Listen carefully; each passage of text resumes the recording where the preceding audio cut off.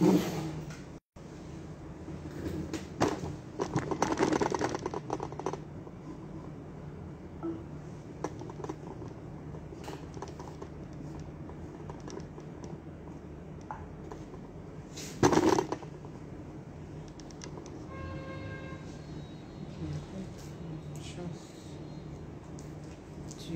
this.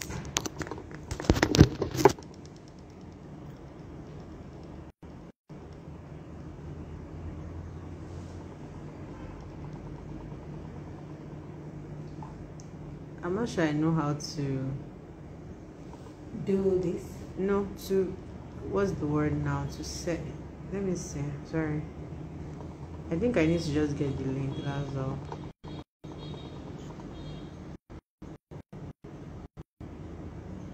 I think you just need to start on go to your standard or something.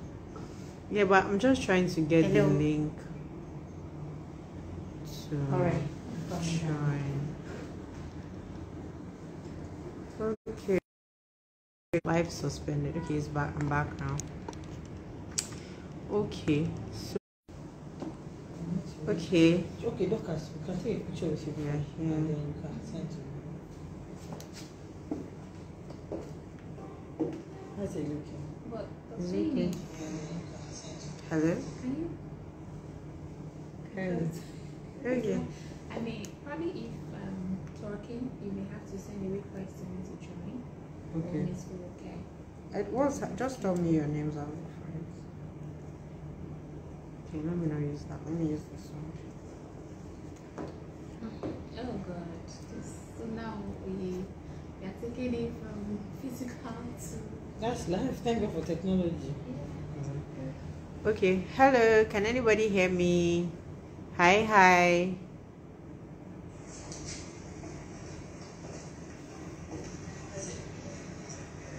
Okay. Hello. Can anybody hear me?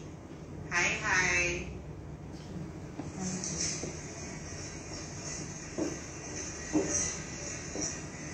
Okay. Hello. Can anybody hear me? Hi. Can you see my request?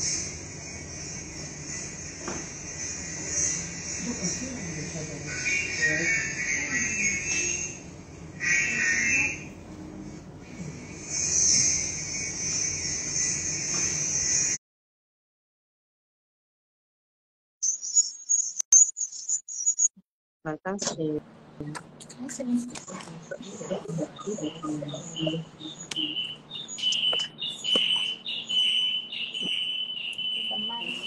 Because you are both in the same space. Like I muted my.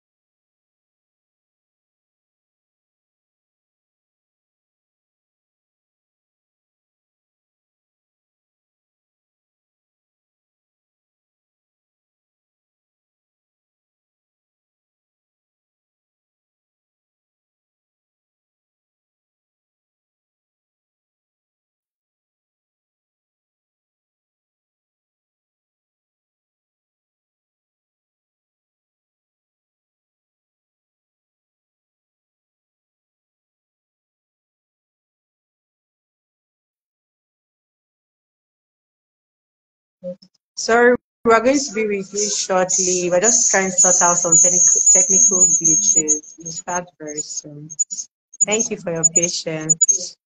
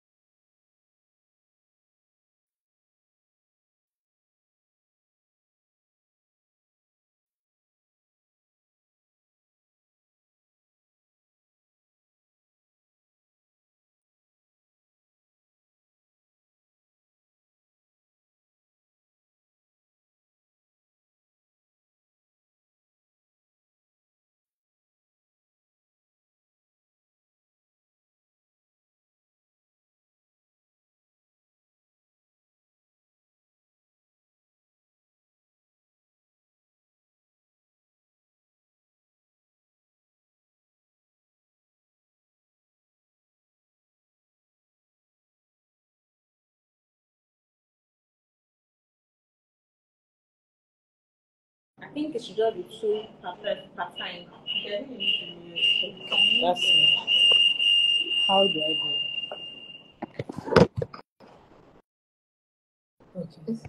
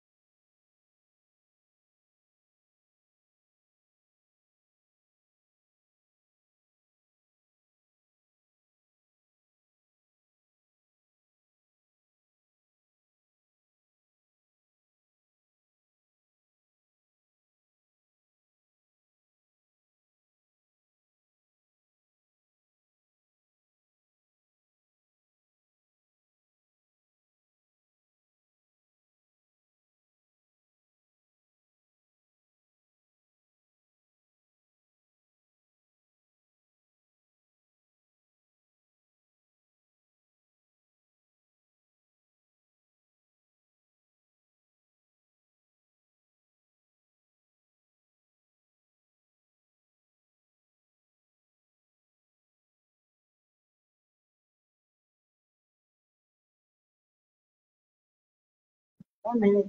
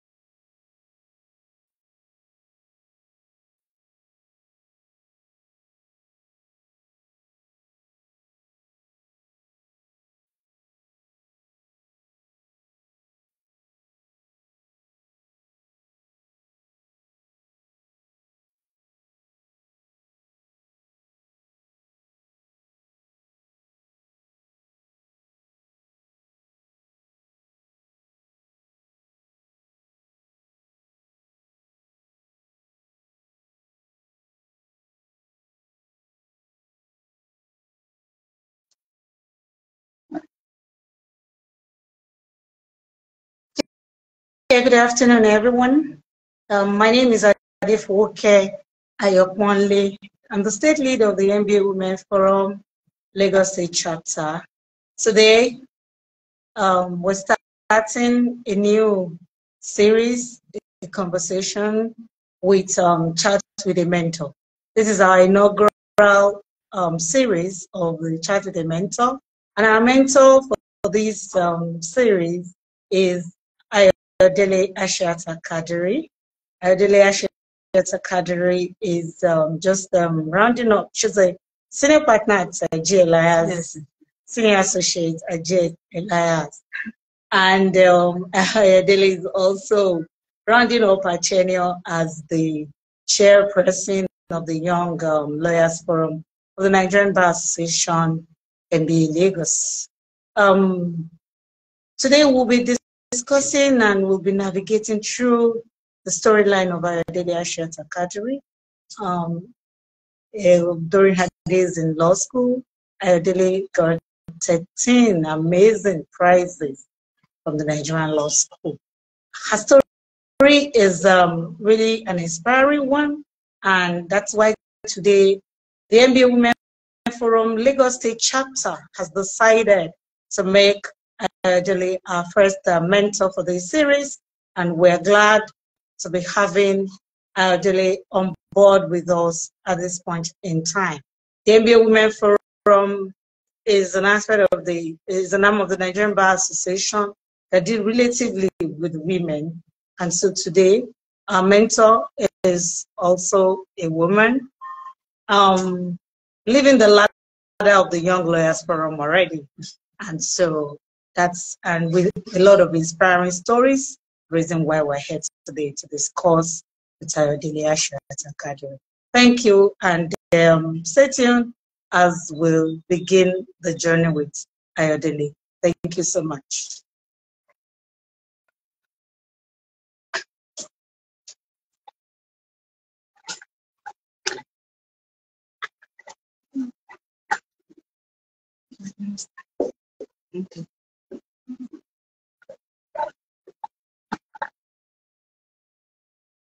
Okay, so hello everyone. I'm here now.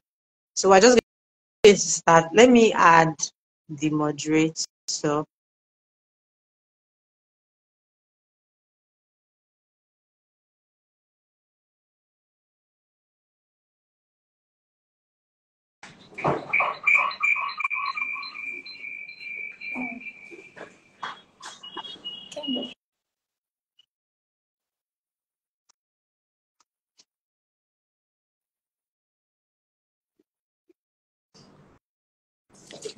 Hello, Yeah. everyone. Good morning. Can anyone hear me? Yes, I can hear you. Although your voice is cracking a little bit. Okay. Is it better now? It's still cracking a little. Okay. Is it better now? Can you hear me? Yes, I can, but it's actually cracking. Okay. How about now? It's actually still it's actually still cracking. Oh no. Are you using like maybe an earpiece? Maybe you should stop using the earpiece so that it's be clearer. The phone. Is it better?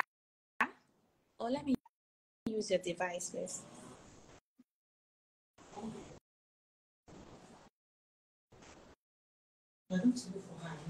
Let me log out and then use your device. Or you can just bring it. The first 5 years.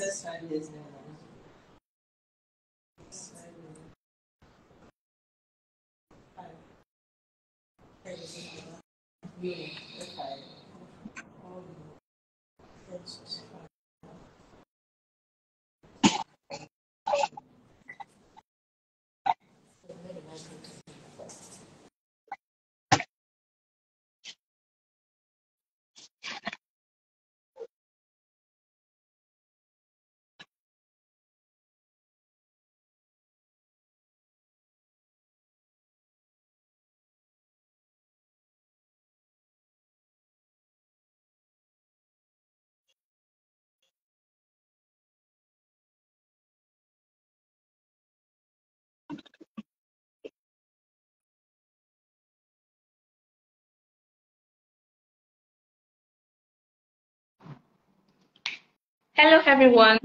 Is it better now? Is it sound Yeah, better now?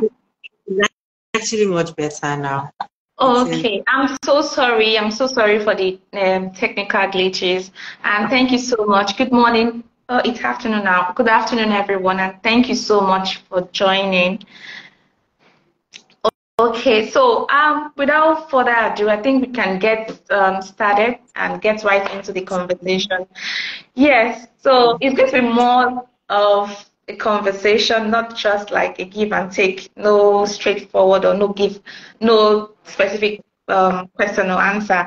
So please tell us a bit about yourself, Ayodele. We'd like to meet you and your just a bit. We know that you have so much. I've read through your profile, and it's so interesting and very, very impactful. So please tell us a bit about yourself. Thank you. Okay, my name is Ayodele Ashiata Kadiri. I actually prefer being called Ashiata than Ayodele, but Okay. but everybody calls me Ayodele, Ayodi, Ayoke, Miss K. There's a lot of different names. Okay. So I'm a lawyer. I'm called to the Nigerian bar. I was called in 2016. I'm also an author. I authored a memoir titled "The First 5 Years," from Booksmart to Streetwise, which documents the first 5 years of my career as um, as a lawyer in a leading law firm in Lagos. So when I'm not trying to be a lawyer, I'm writing, I'm reading. Yeah. I like to try my hands on new things. I like to try a new recipe, just try different things. Like I've made mac and cheese legit before. So I just like to try different Mhm. things. I like watching K drama, Japanese anime. I like the Asian those Asian culture, Filipino, anything. I feel like they're very rich. That's how I relax. They're alive. There's a lot of love inside. So So yeah, where is the yeah, space I'm a for Christian and Nollywood? I believe Where I'm is the space for Nollywood? sorry. Where is the space for Anyone? Nollywood? Where is the space for No, Nollywood? no. There's no space. So Nollywood has too much gym. I don't like all those things. I just like something like All right. Well, thank you so much. Thank you so much for giving us a bit of that aspect of your life. So now, what was life after law school? Like immediately after law school, law school was it's another community, it's another institution, and then coming out of law school, how was the journey like? How did you get to G. Elias, and what were the very first things? What were the very first baby steps? I can say that. What were the very first baby steps you took? Thank you. Okay, so basically, when I left law school, I wasn't like the perfect example. I'm not a very good example of what to do after law school. Because after law school, so when I was in school, I was the editor of our faculty magazine. So when I finished law school, while I was waiting for my results, I just said, well, since I kind of ran a magazine when I was in school, let me apply to an actual magazine and see what a magazine looks like. And I used to write a lot then. So it was really writing for me there. So I just, after law school, and the truth is, so during one of my papers in law school, corporate, I didn't, there was, how something tells you read this topic, you didn't read the topic. And then the topic now came out, it was a compulsory question. I don't know if that's how it works there, but then we used to have a compulsory question. We used to have, I think, two compulsory questions, right? Then you had four. And the compulsory question that I had, I think two of the compulsory questions out of 1A and 1B, 2A and 2B, I knew only 1A. Hey, God, it was so funny. And I was like, how maybe the Holy Spirit or God was directing me. I was like, it can't come out, it can't come out. So when I finished writing the exam, I just told God that because I was really working towards the first class.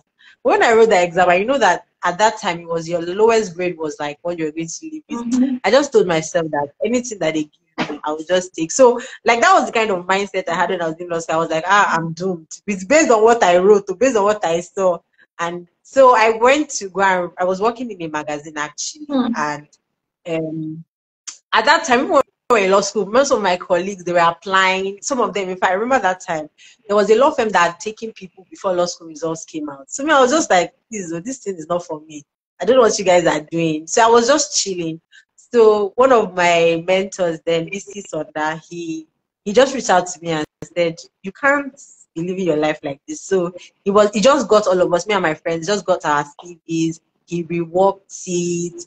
He just did the thing. Then he sent a list of law firms to apply to and all that. Then he would call me and say, have you applied? I'm just like, am I the one looking for a job? Are you the one looking for a job? So I didn't have all that, maybe all that clarity, all that seriousness. I was just chilling. So that's why I said I'm really not a very good example of what you should do after law school. But I just really thank God that God put people in my way to kind of like guide me and tell me like, this is what you should be doing. So my CV, I literally didn't do. Somebody did it for me.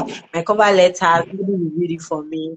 And then the person was even following up with me again, Mr. Sunday was saying, go and apply. Have you done? Then he would come and say, don't be discouraged. How many people have called you for interviews? How many tests have you received? I was just looking like, what's going on here? Like, so I was really, really fortunate. God really put people that wanted to help me. But that was the thing. I didn't have, that kind of direction. But I found somebody that advised me and said, do this. Do that. So what I would just probably just say is that I wasn't like the ideal person. I wasn't the ideal postgraduate student because I was afraid of my results. But by the time my results came out and I saw that I had the first class, and then after my call to bar, when I found I was the best graduating student, sense just fell on me, So I just had to be more serious and all that. Like, because we weren't ever going for interview. Because I remember my first interview, I was just laid back.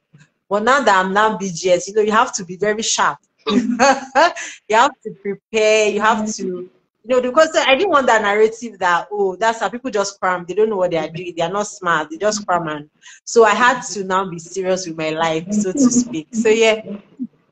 Wow.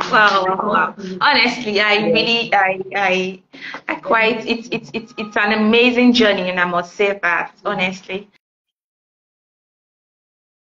That's incredible, and then I kind of understand the fact that you went straight, or you had a background from the magazine company. And do you kind of probably share if that really helped in your legal practice? The writing skills, the research skills. Okay, to be fair, well, it wasn't what I was doing when I was in the magazine wasn't very different from what I was doing as a student. So basically, what I was doing was just to kind of like get maybe research on things, travel destinations, all those catchy topics. Because normally the magazine will have a theme, so you have to kind of generate articles around that theme. So research, as an undergraduate, research wasn't new to me because as far back as an undergraduate, I used to write. I promised myself to write, like, publish an article every year. So I did that. So like doing research, I loved reading cases. I would go to the library. Unilag had all ER. I would go to read all ER, read AC, read LWLR, use Westlaw. I was a very serious student to use Westlaw, use Slack and Intel, use all those texts, streets on thoughts. If I was reading Cordelia, no, I was actually very, I was a library rat, so it wasn't an issue. So like doing that in the magazine was a really problem. But I think the new thing that I really learned in the magazine was we had to like organize interviews, and then basically I was just watching. So the editor of the magazine, they were organized interviews, and then also to liaise with contributors. There were people that had columns in the magazine, so I had to kind of liaise with them. So basically it was just being polite in emails, writing emails and all that. But it wasn't like anything I hadn't done before. Actually, Then what it prompted? was that experience. Okay, actually, what prompted that question is the fact that I understand that where a lawyer, a young lawyer, a young week start from, it's actually a very important factor in the legal practice. Like for instance, if you started off from maybe a core litigation firm, you have a tendency to want to tour that path. That was the reason why I actually asked that question. So at MBA Women Forum, mentorship is very important. And it's one of the core objectives of the MBA Women Forum. Do you want to probably share a bit of your mentorship journey? Who were the people that you looked up to, or people that really held you by the hands, people that Okay. were there, people that, or let me even say, people that have been guiding your journey to where you are currently. Do you mind to share a bit of that journey and experience? Thank you. Okay, thank you. So I think that maybe so yeah, it wasn't like so I know when people kind of like talk about mentorship, they will say, oh, you have somebody that you have in mind and you go and meet the person and say, oh, be my mentor. Like me, my mentor was the one that my mentor was the one that came and decided to like arrange my CV and all that. So I think the first thing is that maybe I know when we talk about mentorship, we sometimes get carried away looking for like a formal and a structured kind of setting and all that. But what I would say is that sometimes it could be very informal. It could just be somebody that is just very interested in you as a person, in you as as just person basically being interested. And so I give example of Mr. BC Sonda that literally did all my CV. Then when I also joined Elias, I also had Solomon Ezike. Solomon was everything. If I want to spit, I'll ask him, should I spit? If I write an email, he will read it the first time, read it the second time, read it. I was always like, I was literally like a housefly, asking him to check everything I was doing and all that. So I had, and then there were also other people around. And, let me just go back to the point where I said that people think about mentorship as maybe it has to be structured. So, because the way we were sitting at that time, it was an open cubicle. And then the way I was sitting, my laptop, my desktop was facing like this is my desktop. I had somebody behind me. So she used to see everything that I was doing. And then some out of the blue, she would say, change that thing in that email. Do this, don't do that.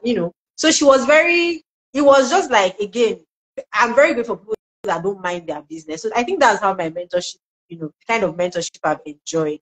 I've enjoyed people that literally just didn't mind their business as far as I was concerned. They just said, you know what, this is what you should do. And I'm just grateful that I was humble enough, I was teachable enough to learn. So I think that when it comes to mentorship, it's good. You can look for like formal and structured mentorship. But it could also be somebody just putting, the way they say it, just carrying your matter on their head for no reason. And if you find people like that, I think you should just hold on to them because honestly, nobody cares, nobody owes you anything. Like everybody's dealing with things in life. But if you find somebody at no cost, at nothing, you don't owe them. I didn't know this people from Adamo. I didn't know any of them. I met Solomon. In fact, people always ask me if I knew Solomon before I joined the office or something. I met him here, when I joined JLS and all that. So he was really, really good. And then one thing I'll say is that I know we live in a world where everybody's kind of like self-sufficient, everybody's trying to build a brand and everything. But one thing that really helps is character. When people see that you are nice, you're nice, you're humble, you're ready to learn. People will go out of their way. They'll put you on deals. They will just want you to learn things. They'll recommend you for opportunities. And that's another way. Like I said, it doesn't really have to be like a structured mentorship where you sign a paper and say, I want you to be my mentor. I want you to be interested in my life. But sometimes you just need to take the best step. Or people just be nice, be well-mannered, be respectful. People will just be nice. Like people will be nice to you. Just be like, what am I doing? What am I doing that is That really so makes a lot of sense. yes. So that's it. So that's what I'll say about mentoring.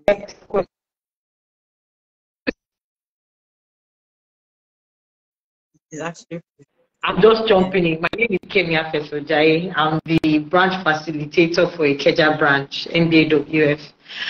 So I was just sharing with Dorcas that I just have to be a part of this because I have some questions that some of the young people that I have the privilege to mentor have given me, and it will be my delight to ask you those questions this afternoon. So you just said something that I thought was very instructive, which is character.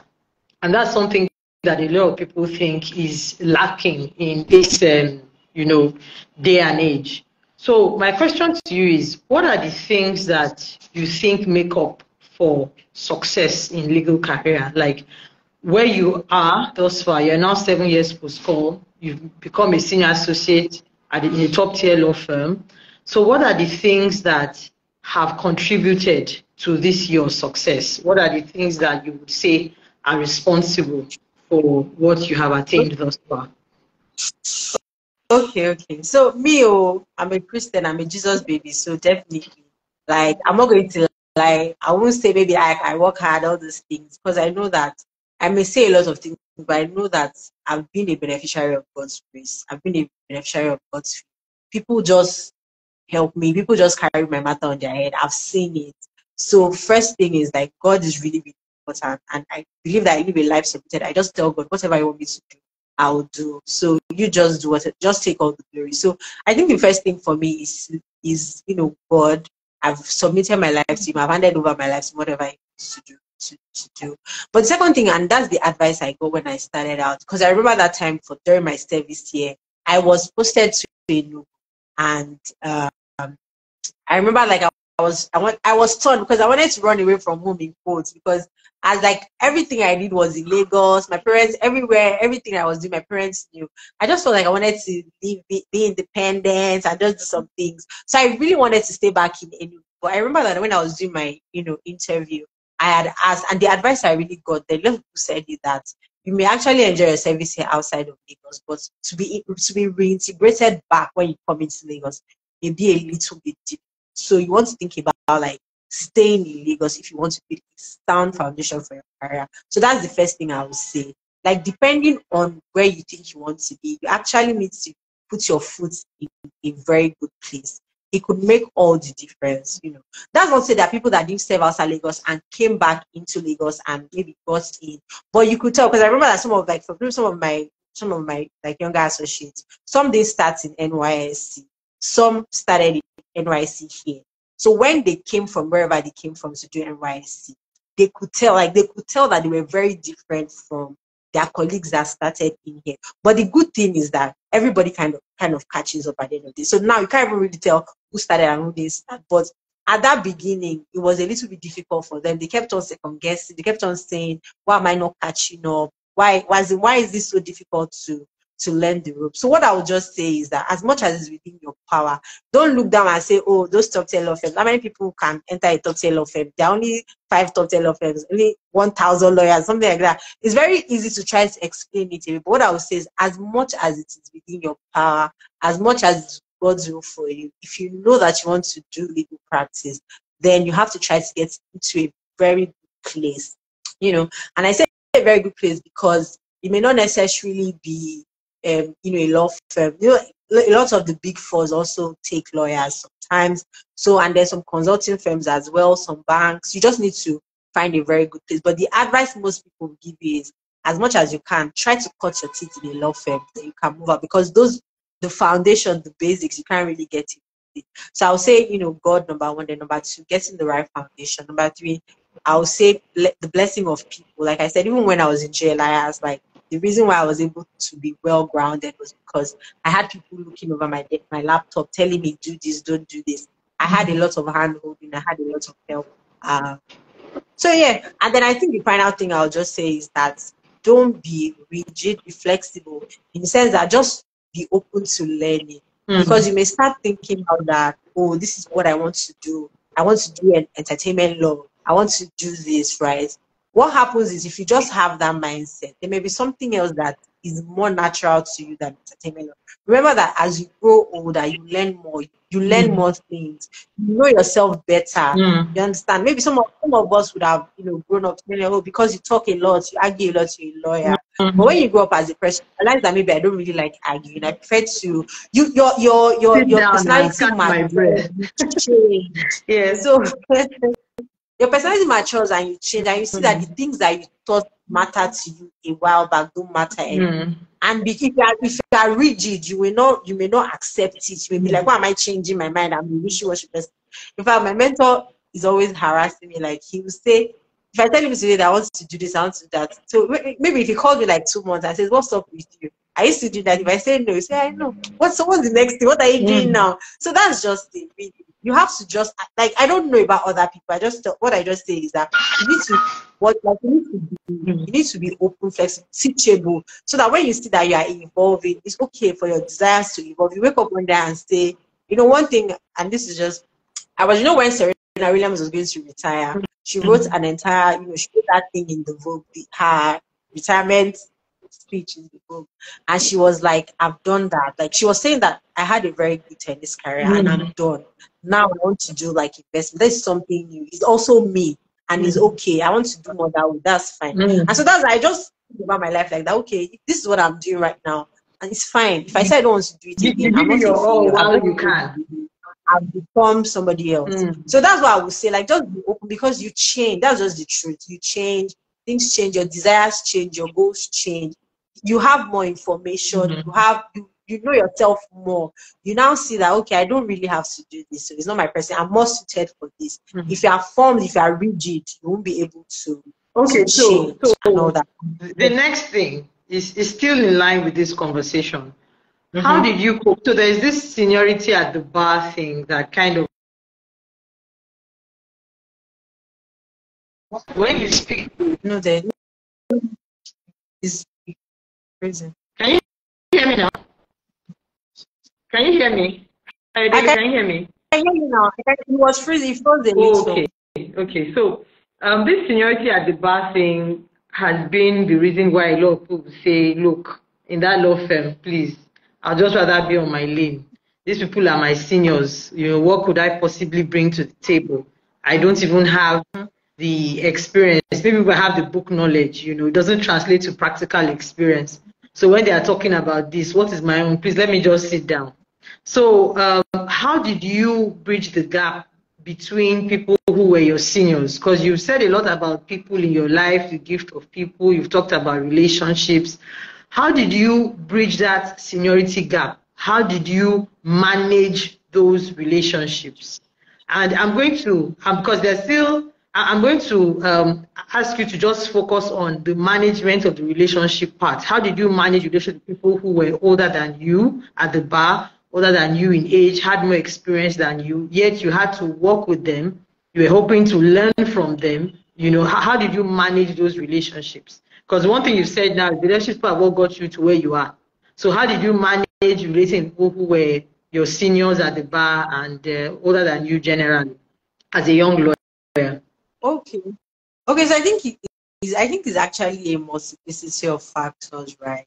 I think one thing that really helped is that the seniors themselves made it very easy to respect them. They had like they were, you know, I don't know how to explain it. Like you know, when you see the way somebody is interacting with you, they self-respecting, and you know they also inspire. So you see somebody does works on a document, reads it, prints it out, reads it again. You know, that kind of level to detail, that kind of work ethics, so it's very easy to respect that kind of person because you can see that whatever they're asking you to do, it's not like maybe it's because they can't do it, and they're not asking for too much. Whatever hand they're asking you to extend to them, they extended it to you first. So I think that's really how I'm going to look at it, that the seniors themselves were very, very easy to respect because of the way they are. And I will say that my background, because I'm the last child, and my brothers are like way older than me.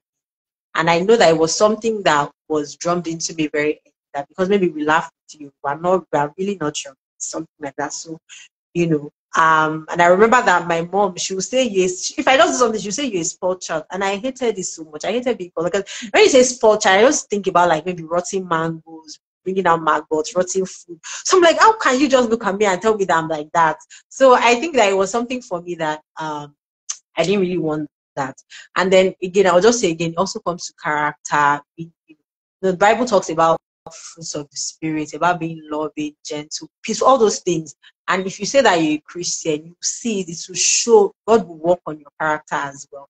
I think that God worked on my character. God really, really helps me, so that I saw some things I didn't like them. I said I don't want to be this person. I don't want to be that kind of person that was doing things. And as God will really have it, again, the kind of environment that I found myself working, you don't have maybe a few people, but generally the work culture and everything, nobody's yelling at anybody, nobody's shouting at anybody, nobody's talking down at anybody. I've had maybe my partner, maybe somebody on the other side had said something, and then he said, why would he be talking to you like that? That no, it's not paying. Even if it was paying your salary, why should he talk to you like that? So that kind of that kind of, should I say, environment, that kind of setting, it was just very easy to reciprocate because you had sanity. Let me put it down.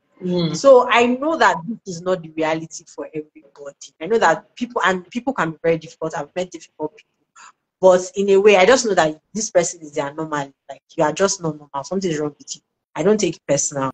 So that's how I really look at it. That's a very interesting perspective. From what you said, it's a two-way street. From the senior to the junior, and from the junior to the senior. Don't forget that we are not mates. Have that character to check. And then the senior also must live up to you give what you want to receive as well. So that's what I understand you to say. Yes. So now let's talk about you have a book that you have written. A very I was privileged to catch a glimpse of it. Yay! That's an amazing book. It's the memoir of your first 5 years in law practice. Great job. So how did you, one thing every lawyer complains of, young or old, is there is no time. So how do you work-life balance? How did it work out for you? How did you have time to work in a top-tier law firm, handle all the things that you do, yet sit back and then write a book and live your own life? How has that worked out for you? Okay. I mean, in the interest of full disclosure, it's not like I wrote the book in like maybe 3 months. It took me I started writing the book in 2020 and I didn't finish until 2022. So that's probably like maybe 2 years. And I didn't publish it until, July. So it's probably like almost 3 years to write the book. So it's a long time. It's actually, because I remember that when I did the chart of how when I wanted to write it, I gave myself a year. I was going to be, my 5th year call to bar anniversary would have been 2020. Right. So my plan was I'll write one chapter. I started 2020. I did the introduction. In fact, I completed the introduction in 2020. So I told myself January 2021, chapter 1, January 2022, chapter 2. So chapter 1 for my first year as a lawyer, chapter 2 for my second year, chapter 2 for my third year, chapter 4 for my fourth year, chapter 5. So I figured that by April, I would have been done. Then I'll do editing, blah, blah, blah, between April and November. A rude awakening. My first chapter, I was still in chapter 1 as at 2021. By 2022, I made a little bit of progress and all that. But to be very honest, I think that it was just kind of like deciding, I was honest to say I needed to finish this. So it meant maybe like less holiday. And then when I was on leave too, it wasn't really like a leave. When I say I'm on leave, I dropped my GLIS work and then pick up my book. So I was just having, like, anytime I had free time, basically, I kind of did it. And then what also helps is somewhere around the end, I got an accountability partner. So we're checking on each other to say how far are you doing. And then my friends too also helped. My mom is a superstar. So when she calls me, and then my mentor, someone will call me randomly and say, "This is your book, you've still not published." Like, he will harass me. He will say, "That's why you are so rude, because I'm asking you something that you're telling me you're writing your book, this and that." My mom too, she will say, "This is take my way, like, you've not finished this book. Well done, no." So sometimes she will just call me and say, "Come and do this." If I say, "Mom, I'm writing my book," she say, "Yeah, possible, look for where?" So I really had help. I'm not going to lie. But it was long. It was longer than I expected, but I had help. I had my friend. In fact, my friend Charles, I will run to his house. If I completed my manuscript in his house, I ran to his house. He will order food for me. If he says, "Okay, let's make it," I'll say, "Let me make it." He say, "Go, leave my kitchen.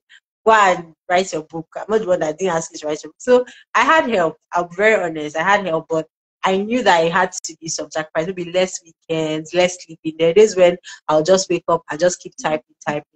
So yeah, that's how I was able to do it. So I now, don't know if I answered. Yeah, you did, but there's the other leg. So how do you balance your workload at the office with the everyday life of a soft babe in Lagos? Like, how do you balance? Because that's a big deal for a lot of young lawyers, So you feel this employer is just a slave driver. Like, I need my life.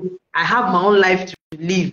And there are two schools of thought. Well, I don't know if there are schools of thought, but some feel, oh, this is the season, put in the best now while you can. Others are like, no, please, I'm going to enjoy this my life and right now. So how do you cope with workload and at the same time living the same life of a Lagos baby girl? Okay, I think that for the workload is a little bit tricky, and I think it would be a little bit dishonest not to say that because I'm sort of a little bit mid-level senior, I kind of have a little bit of flexibility over my time that I didn't have when I started. So, like when I started, I didn't really have a choice. I could work weekends.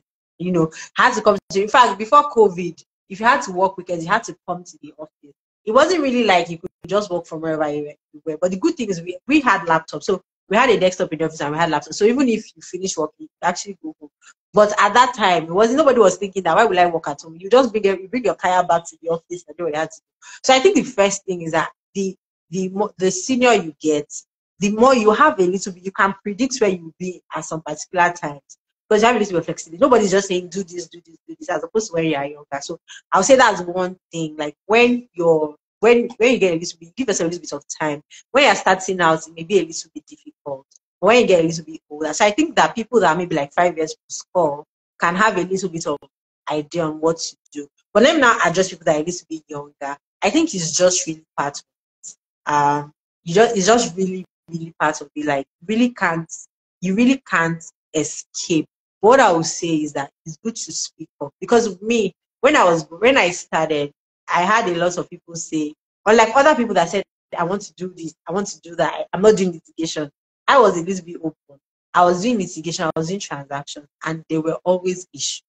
There was no way because I'll go to court since morning and come back maybe around 2.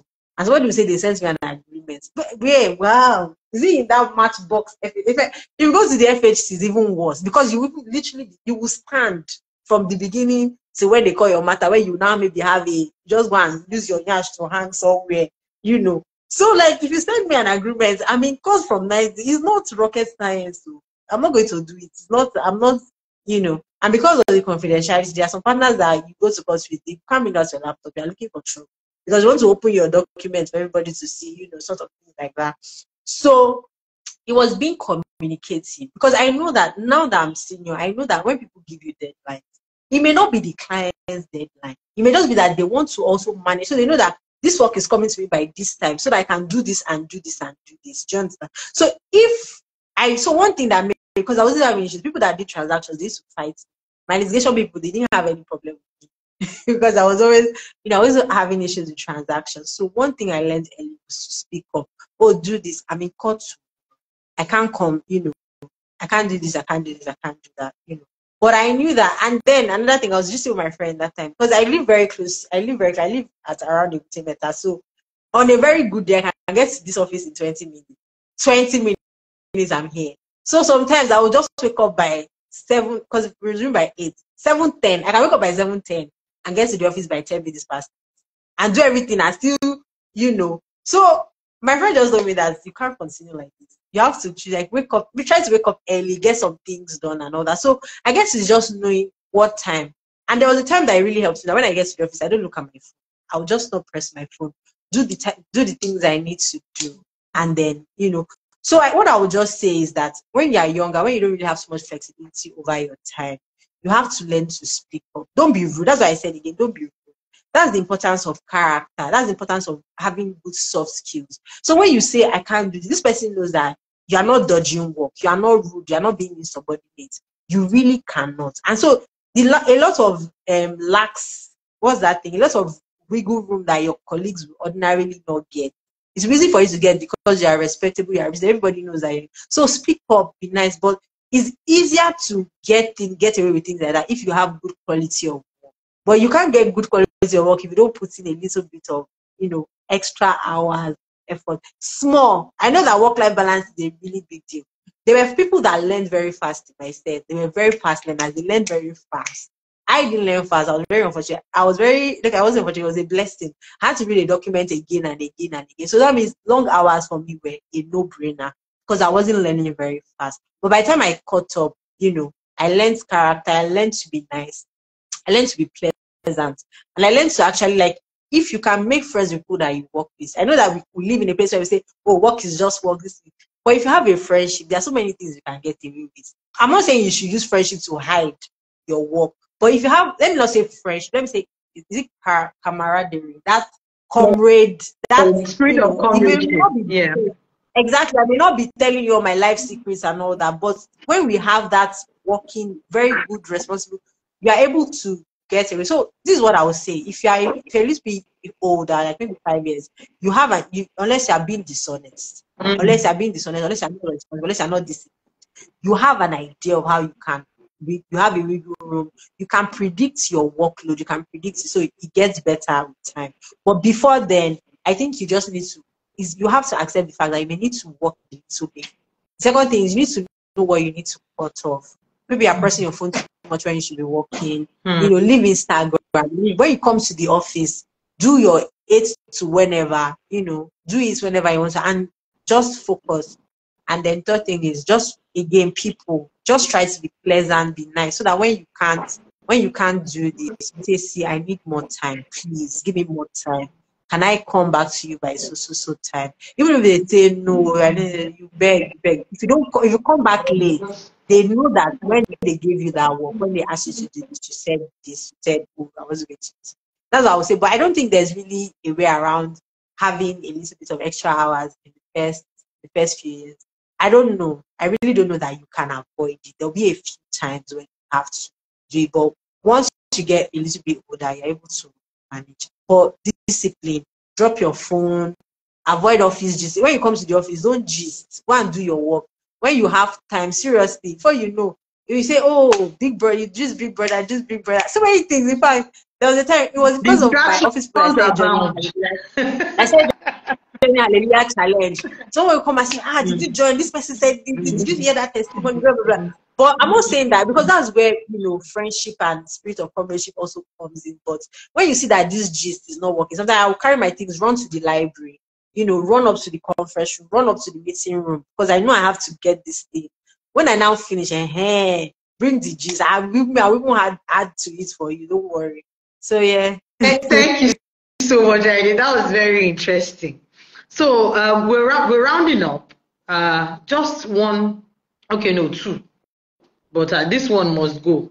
So you are ranked as a rising star by IFLR in mergers and acquisitions, capital markets, and banking practice areas. Babe, me and you know we did not do capital markets in law school. Me and you also know that M&A that we did in law school, it was not about cherry picking. It was a scam. Yeah, so it was a scam. So how did you deal with building your competence, right, in these areas? So this is an area that you probably were new to, but at the same time you had to. You said something about you had to read document a number of times to catch up. So what were the things that helped you to build your technical skill and competence at the work that you do? I'm saying now, so I know you will give us, but give us practical steps. Number one, I closed at this. I read extra hours between this and that. Number two, I did ahead. That's the kind of response that I'm looking for. Thank you. Okay, to be fair, so let me start like this by saying that I think to be honest, I think his perspective. I'm not going to say. I think that's the way. That's how I'll put it. It's perspective. It's really, really perspective. And why do I say perspective? So I remember that 2021. I mean, when did the pandemic happen? Okay, 2020. Then started 2020. The pandemic started in 2020. Me before then, I remember like I vaguely I set goals at the beginning of every year. New Year's, December 31 to New Year's Eve, that midnight, everybody is saying counting down. I kind of had like a sort of tradition to have like goals for the year. So 2017, 2018. So 2017, 2018, I didn't really do that because I didn't feel So when I started out, I felt like I was floating. I felt like I felt like I didn't, what was going on? Because the people in my cohorts, because they employ us in like cohorts. So people in my, because I practicing, I joined jail last 2017. By 2018, people in my cohorts, I felt like they were so smart, you know. My friend that was in another firm at that time, she wasn't like me that was a little bit cool, that was just doing everything. She was doing strictly banking. So when she talks about banking and finance, I'll just stop and look at myself like, she'll be arguing, saying some fancy things, mentioning some fancy finance terms. And if you do finance, you know that those people, they're very annoying. You be They wondering, just are be we in the throwing things same world? around. When you now go and Google it on Investopedia, you don't say, is it what you are saying? Why you now start making it sound so hard? So, she sounds so fancy, so this. I was just like, I'm not sure that I'm guessing this stuff. I don't know what I'm doing here. So when I listened to my cohorts, everybody kind of had it. Everybody knew what to place. I was still a little bit, floating. So I lost track of maybe setting goals. I didn't know what to, I kind of didn't know what to. Because when you're in school, you say, finish the first class, have this in this course. You kind of had an idea. So the issue for me was, so what am I supposed to be aspiring to? What's the goal in this? Is it that my work should not have a lot of markup? Is it that, I didn't have that clarity? So 2020, my friend organized the vision body class. And I said, you know what, let me give this vision body thing another try. This goal setting in another try. And that's literally how I kind of had something to work. So, you had the journal. So every month you write what you want to achieve in the month, books you want to read, what you want to learn. Then at the end of every month, you have a reflection page. What didn't work out this. And so that's when I learned that the problems I had with my goals were that they were not specific, they were not measurable. I couldn't say, okay, so like when you're setting a goal now, you can't just set a goal to be like the best lawyer in the world. It's a little bit big. Like I don't know if you understand what I'm saying, right? So, but if you have something like work on XYZ number of deals, you understand? That's more specific. So even when you are doing in quotes office politics, even when you are, talking to your partners, that what are you doing? You have something that is specific and measured. I don't even understand what I'm saying. So that was what happened to me. So by the time I did it in 2020 in the pandemic, I now found I now set a goal to read a legal text. I set a goal to read a legal text for a year. I set a goal to read like normal personal development books for one every quarter. I now had more structured goals like, do my morning devotion, do 1 hour prayers every day, blog, because I had a blog as well. So I did, because I wanted to read more, I had to do book reviews because obviously Nemo that if I'm not reading, I can't review any book. So it was just, so there was a little bit of structure in 2020 in the pandemic. And because of that, during the pandemic, because of the lockdown, no commuting time. So all the times that I've used to commute, all the times I would have used to, go out, I now had time to do all those things. And when I read that, I recommend that book. The name of the book is Taking Security, Richard Calnan. Very good. If you want to start on banking and finance, you will love it. Security, beginning to the end. And it's based on English law. I know our company's act mirrors the English law, the English company's law. So it's a little bit good. So I read it like it was like when I opened documents, when I opened things were just like I was seeing things, I was understanding things because I was reading, understanding the basic principles of law. I was reading I was reading wide, I was learning new things. I was able to see things in context. Like you give me a deal now, I can walk back, like because I know this is how this deal will play out. I had a better understanding. So it was just basically, like I said, it was perspective. My mind just opened up and all that.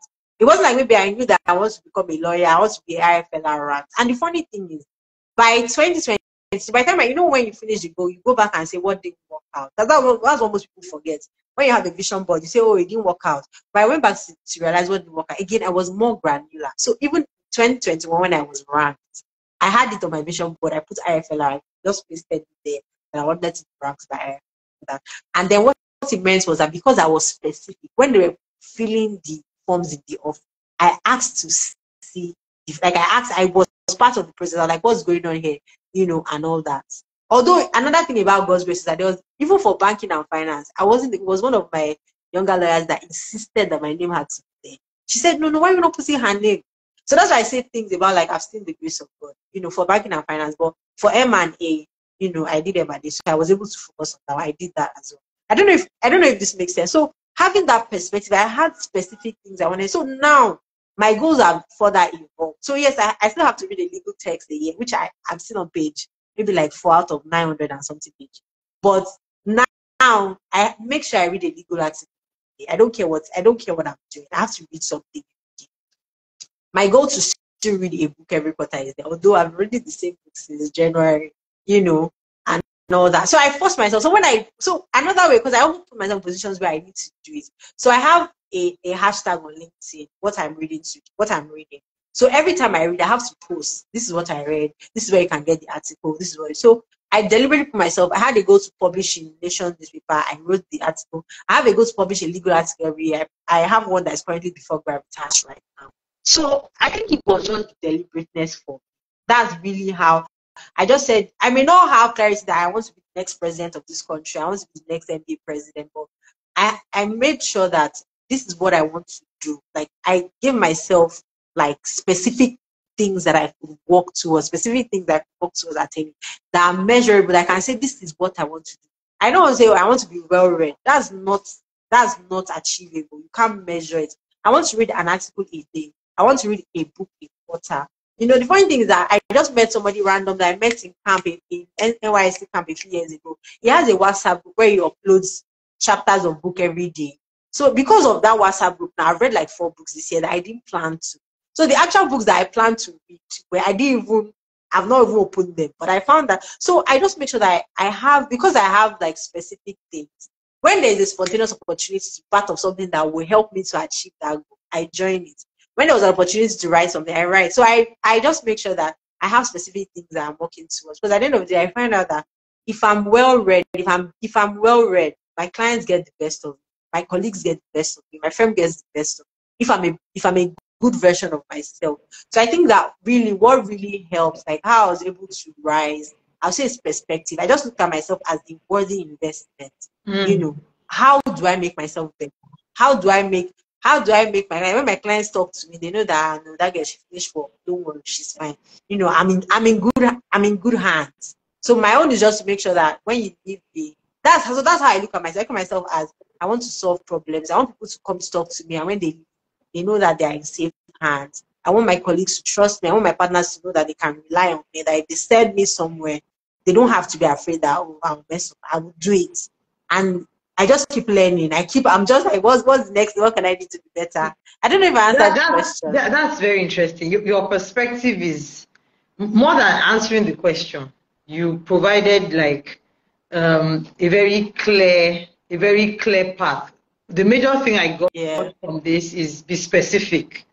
It's not enough to say you want to do this, and then the idea of the vision board, visualize what this objective is, and then baby steps to get to it.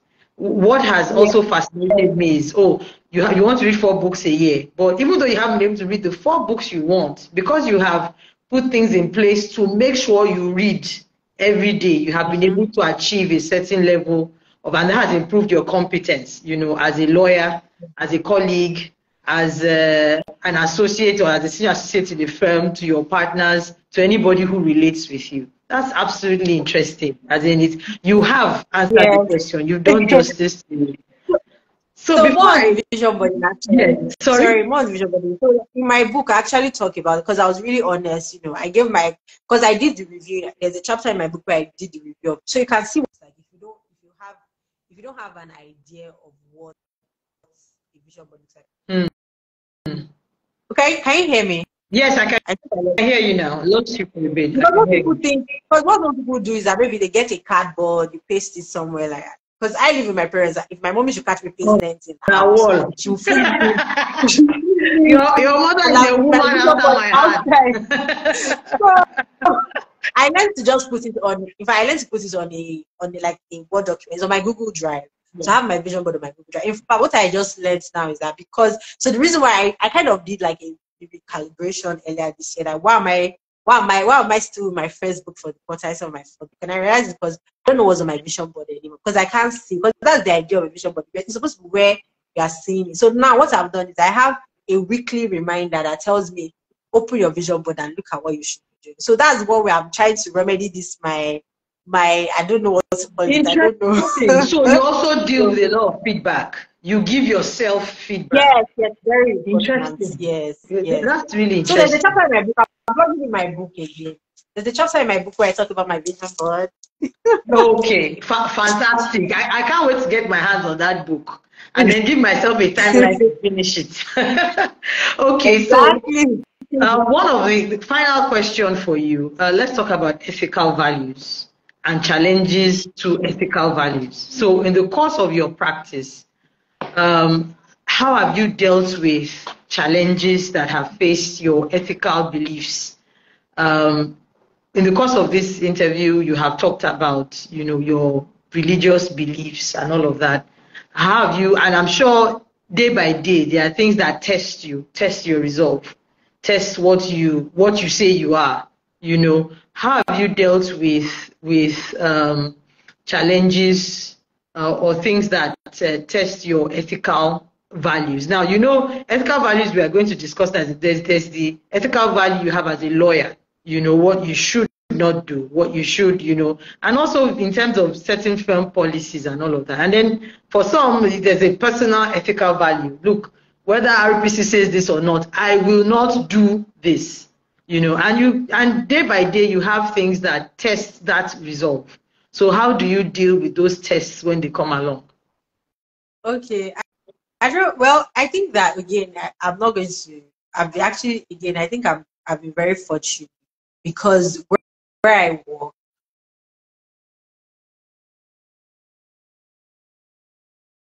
okay, are you back? Can you hear me?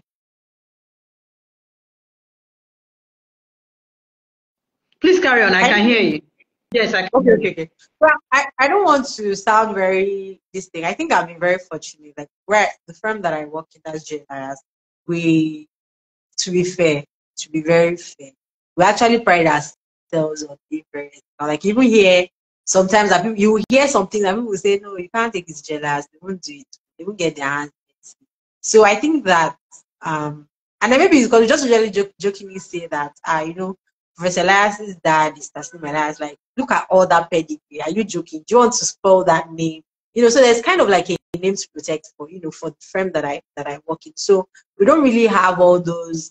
I don't know if there's anything like that. I've not been privy to such discussion, but I think that generally the way the leadership of the firm has always dealt with us and how the kind of values that we have, kind of ethics, because we even have it like our ethics is just right on our laptop here.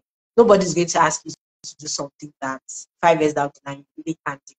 So that's the kind of environment that I found myself. I've not really had a situation where you know but I think maybe the problem would just be all those really funny, those thin lines where maybe you're filing a affidavit for extension of time and you're saying, oh, the reason why you didn't have time. We know all those little lies, something like that, where that it was just the client that was being very naughty. Or maybe you want to, there have been some issues of maybe like, maybe a document should be dated back or something. And you could even tell, like when we're discussing it in the office, you see that people take a stance and say, no, it shouldn't be done. We should tell the client that, So I don't think that I work in a place where there's a dead conscience. Nobody knows. So when there are always ethical questions, there's always debates. You can tell people will tell you this is what I think. I'm not going to do it. And so we always the position is always to find a way to get. So it makes us creative to find a way to get the clients satisfied without necessarily sacrificing our value. So apart from those little tiny things, which I think that maybe if you have a really high moral conscience, or if your relationship with the Holy Spirit is just so that, like, if maybe you don't probably be having headache. Some people when they tell like start having headache, they can't. I don't know. I'm not that. I think I'm asking God to help me so that I'll be that. I think that I'm a little bit hard as a Lagos person. Seriously, you need to. Some days you need to be very tough. Like, see, you can't. We are in this Lagos together. You can't do anything to me. So I think that it's just that general. But I consciously tell myself that this is is Nigerian bad behavior. It doesn't mean that it's right. It's just that we just say it's not a big deal. We get away with some of these things. But I think that when it comes to like clear ethical discussions, I work in a place where it's not an issue. Like you're not even we know like some of our clients know that they can't do it, they can't try it. And if it's something that maybe gray lines, we debate. There's always heavy debates. And I have colleagues that will tell you, regardless.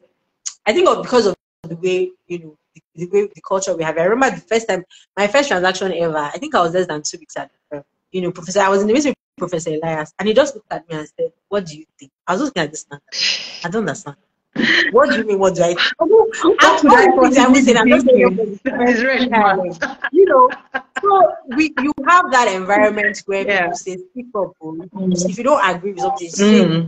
In fact, one of my partners say, some people will say, you people are the ones that just came from law school. You are the ones that know the law. You are the ones to be telling us this is what is in law. We don't read the law. We do more of practice, precedent, experience, market. We're not looking at what they do. But you've crammed and crammed and crammed. You know the cases. So you should be able to tell us. So I think because of that environment, nobody's going to say. So when something you say, I don't agree. Again, it's about approach, respectfully disagree. Saying. So I think I've been very fortunate that I've not really had a lot of ethical crises because let me say that the management shields us from it. And personally, I just the compass of the Holy Spirit just telling me this is not right. Sometimes I'll just say I beg, but I'll rough it. Thank you so much. This has been very, very, very interesting. We are grateful for your time. So in 30 seconds, let's have your last words to everyone who's listening in and to everyone who is between the range of 1 to 6 years will score. And then for those of us that are young at heart, because I'm a baby girl. So your last words in 30 seconds, please. Okay, I think my last words would be that what's my last word? I think it's just to be teaching. I think always just have that thing that let me learn, let me always be a better version. Like what can I do to make sure that I'm better than I was yesterday? What can I do to make sure that I was like just keep an open mind, like ideally you don't know everything. Ideally you can't do everything. What can you learn from me?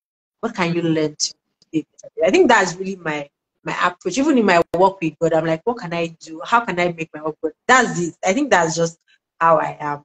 I tell myself I can't solve everybody's problems. I can't do everything. Every day that I have the opportunity to be better, to improve, to not make the same mistake I made yet, I'll take it. So I think it's just be teachable, be open to learning. Just keep your heart open and soft, so that soft like today bread.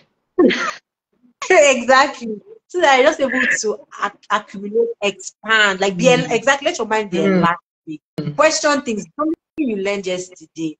Is this if this is how we've always done it? Why can't we change it? Why must we continue to do it that way? Something like that. So I think that's also just. Thank you so much. I'm so grateful for your time. Please let me bring up the state lead, Lagos State of the MDAWF, Mrs. Adefowoke Ayoponle. Thank you so much. Thank you.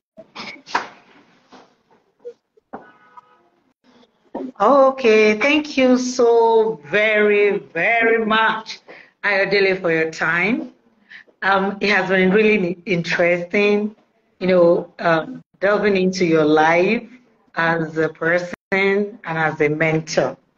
Let me quickly chip in this that I met Ayodele at the MBA Lagos, where we're both members of the executive under Ikechukwu Wana, the current Attorney General of Abia State.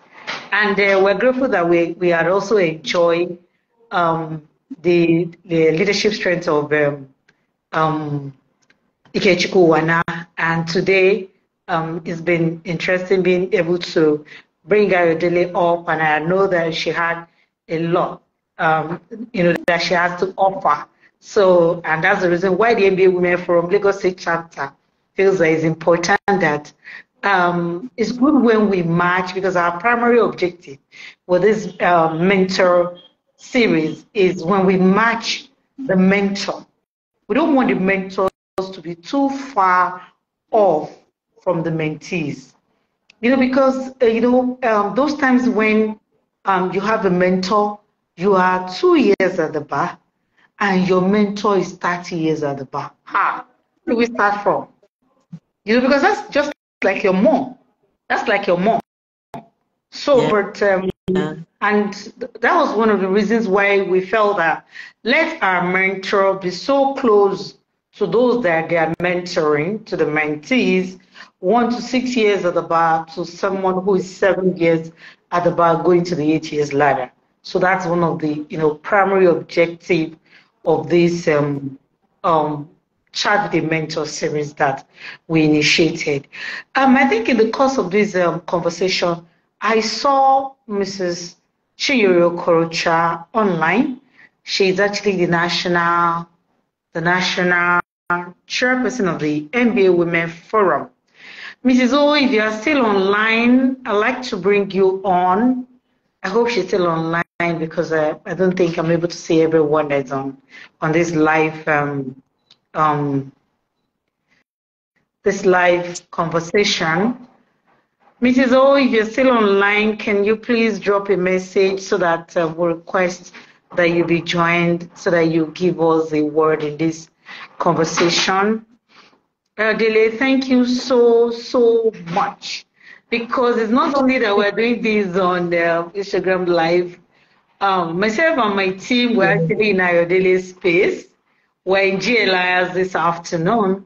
Elias is actually hosting us this afternoon. We're here live and direct, despite the fact that this is an Instagram Live program that we're doing, but we've been able to bump into Ayodele's workspace this afternoon to also not only chat with her, but also see and look at the way she runs her day-to-day life in Elias. Thank you. I can't see Mrs. Okorocha here, but in view of this, I'll be coming into your space in a jiffy now, Ayodele, so that because the forum has a small gift to present to you for your time, and so we appreciate you so much. Thank you so very much. When we come calling, I know you will be ready, and the mentees we have for you. You carry them from today. They are your babies, but actually your babies. Thank you very much. We appreciate you. We appreciate your time. And for everyone that has joined us, I see Oyeyemi Emmanuel Aderibigbe. Oyeyemi is a member of the MBA Women Forum Council of the MBA Women Forum. There are a lot of people who have joined us online here. Thank you for joining us this afternoon. Thank you for your time. We appreciate you, and we hope to bring you more of these Chat with a Mentor series as time progresses. Thank you so very much, and have a beautiful afternoon. They don't go off the line. I think I'll be the only one that will go off the line for now, because we need to present you the gift that we have for you. Thank you, and have a wonderful afternoon. No,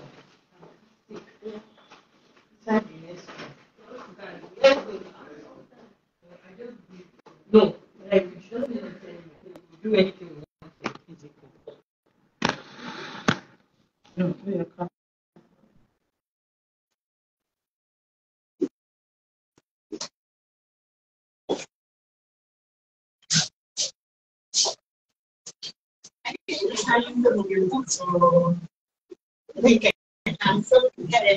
Okay, yeah. So that's nice.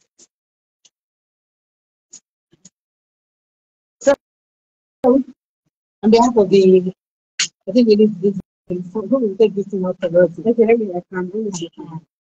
I'm going to go for it. Better now. Yeah, so then we can see it ourselves. Yes, okay. On behalf of the MBA Women Forum, thank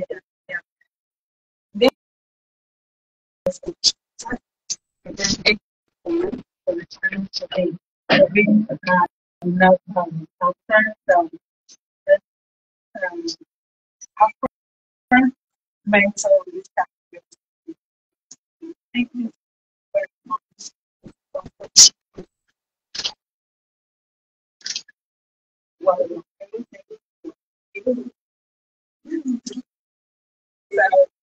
Thank you. Yeah, we have a lot of work here too. Not only myself when I was telling you guys, yeah, please can you join me so that those donational medicines, you know that it's not only myself, and then I did this idea of the stuff when if I want to come to I already space. And I think that's how we run this thing. So the one having some kind of little space so that we can so to tell me, oh, there's some I've learned from more language some of our mentors are here too that come to join our life, um, right inside of the Jesus. So yeah, so like yeah, thank you very much. Appreciate you joining us. Practice the time. Thank you so very much. And have a beautiful afternoon. Thank you.